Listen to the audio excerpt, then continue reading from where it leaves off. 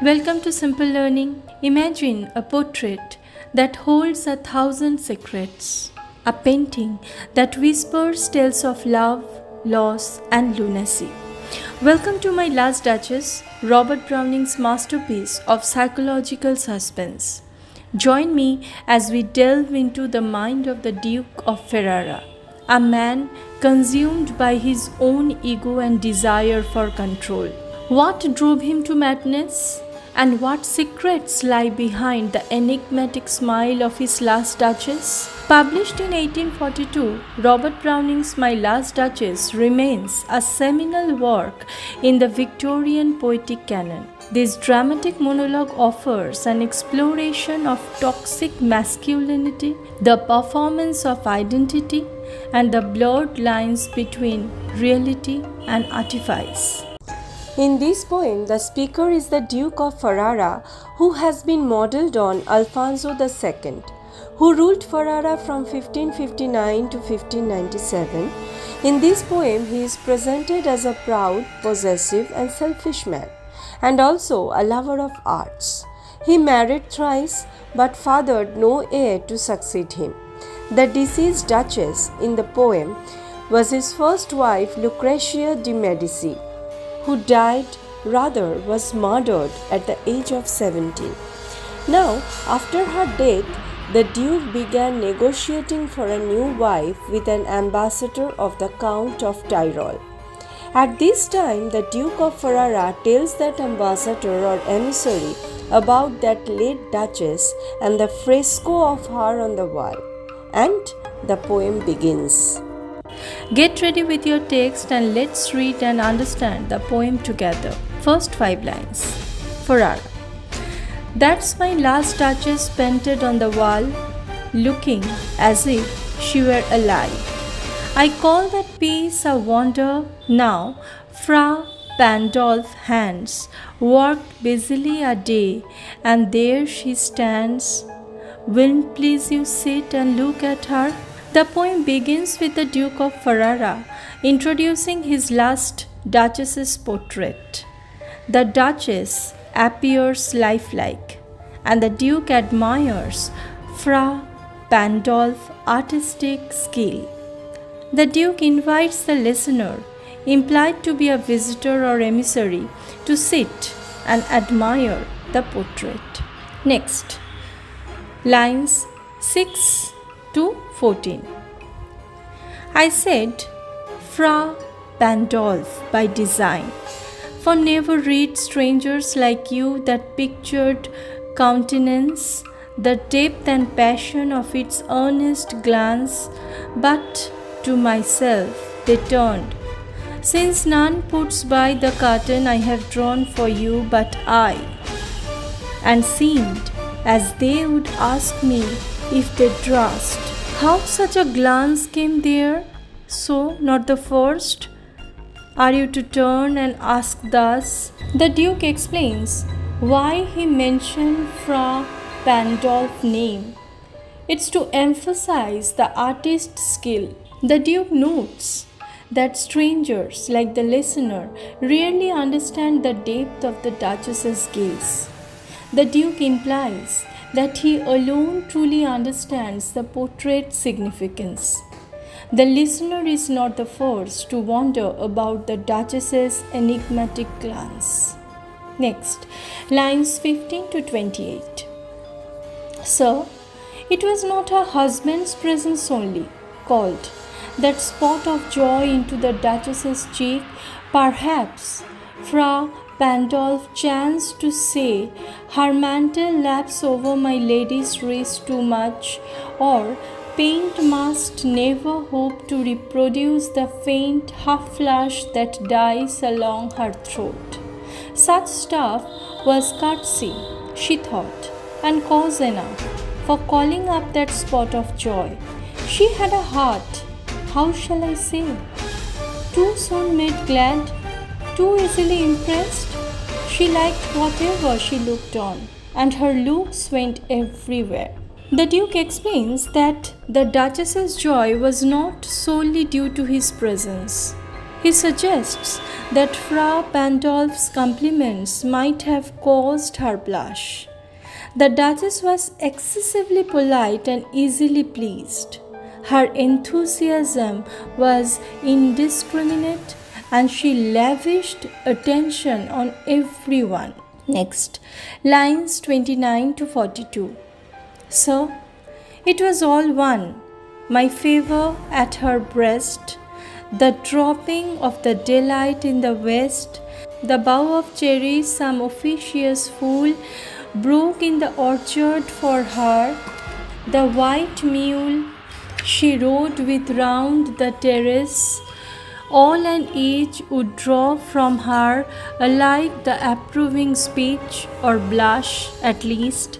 She thanked men, good, but thanked somehow, I know not how, as if she ranked my gift of a 900 years old name with anybody's gift. The Duke notes that the Duchess responded equally and enthusiastically to every gesture. He lists examples, his favor, natural beauty, and trivial gifts. The Duchess thanked everyone equally, without distinguishing between significant and insignificant gestures. The Duke resents that she valued his noble 900 years old name with anyone else's gift. Next, lines 43 to 55. Who'd stoop to blame this sort of trifling? Even had you skill in speech which I have not, to make your will quite clear to such an one and say just this or that in your disgusts me. Here you miss, or there exceed the mark. And if she let herself be lessoned so, nor plainly set her wits to yours, forsooth, and make excuse, even then would be some stooping, and I choose never to stoop. The Duke asks rhetorically, who would bother criticizing such trivialities? He acknowledges his own lack of skill in expressing his displeasure. He implies that even if he could express himself clearly, the Duchess wouldn't understand. The Duke refuses to stoop to her level or compromise his dignity. Next, lines 56 to 63. Oh, sir, she smiled, no doubt, whenever I passed her, but who passed without much the same smile? This grew, I gave commands, and all smiles stopped together. There she stands, as if alive. Will't please you rise? We will meet the company below then. I repeat, the Count your master's known munificence. Here, the Duke recalls the Duchess's smiles, but notes that she smiled at everyone. He implies that her smiles were insincere and superficial. The Duke gave orders, and the smiles ceased. He invites the listener to rise and join the others, transitioning to the next topic. Next part, and the last part, is ample warrant that no just pretense of mine for dowry will be disallowed, though his fair daughter's self, as I avowed at starting, is my object. Nay, we will go together down, sir.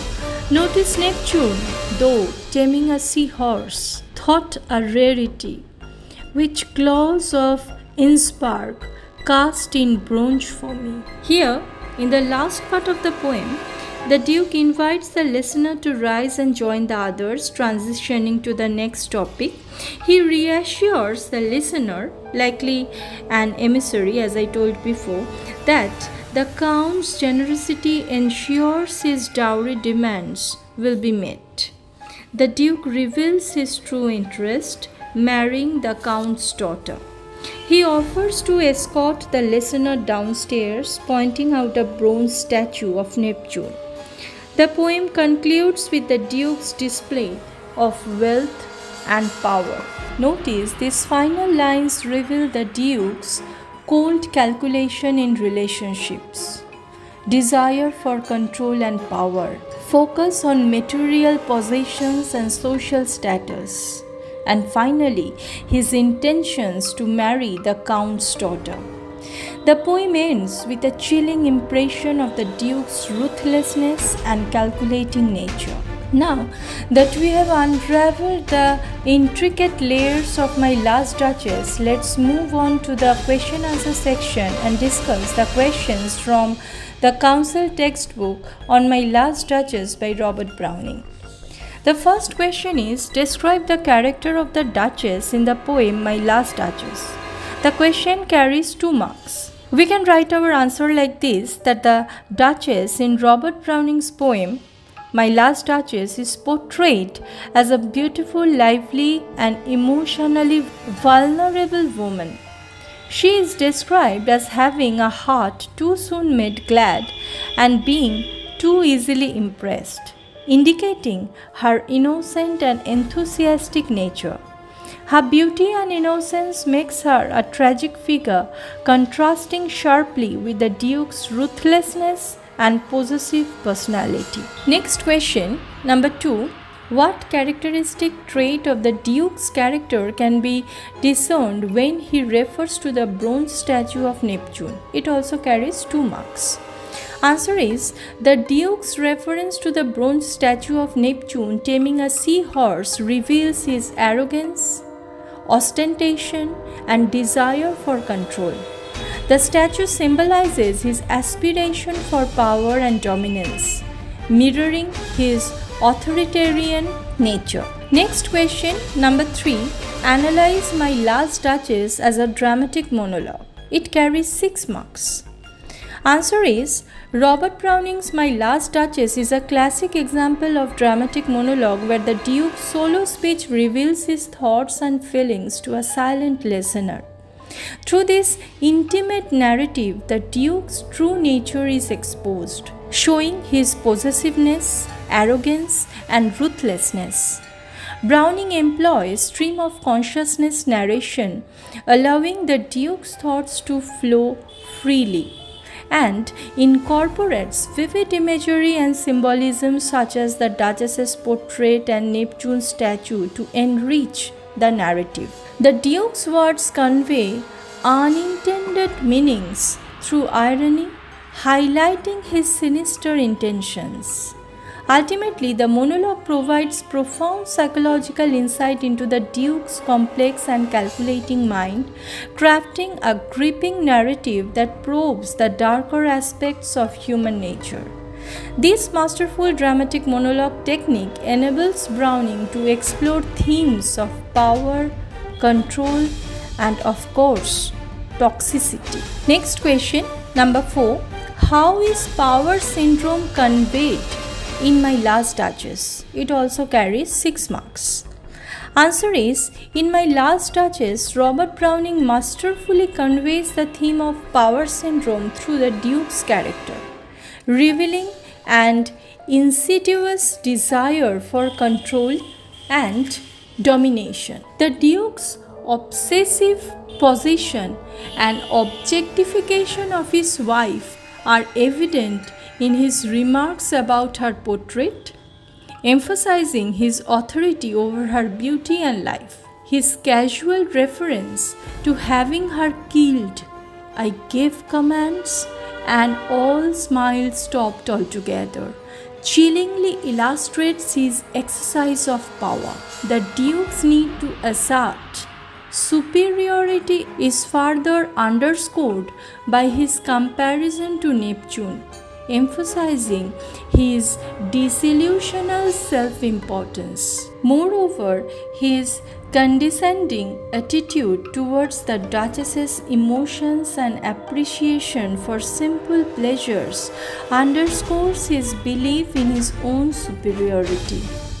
Through the Duke's narrative, Browning exposes the dark aspects of power dynamics, highlighting the destructive consequences of unchecked ego and authoritarianism, ultimately portraying a disturbing portrait of psychological manipulation and control. So, In conclusion, we can say that we have unraveled the sinister threads of the Duke's mind, exposing the dark tapestry of power, control, and possession that underlies my last Duchess. Robert Browning's masterful dramatic monologue continues to haunt us, revealing the timeless and universal dangers of toxic relationships and the corrosive nature of unchecked power. So, join me in exploring more literary masterpieces that probe the depths of human psychology and uncover the complexities of our own nature. Subscribe for more thought-provoking analysis and insights into the world of literature and for more captivating content. Like and share your thoughts in the comments below. Simple learning, explore, analyze, and inspire. Thank you.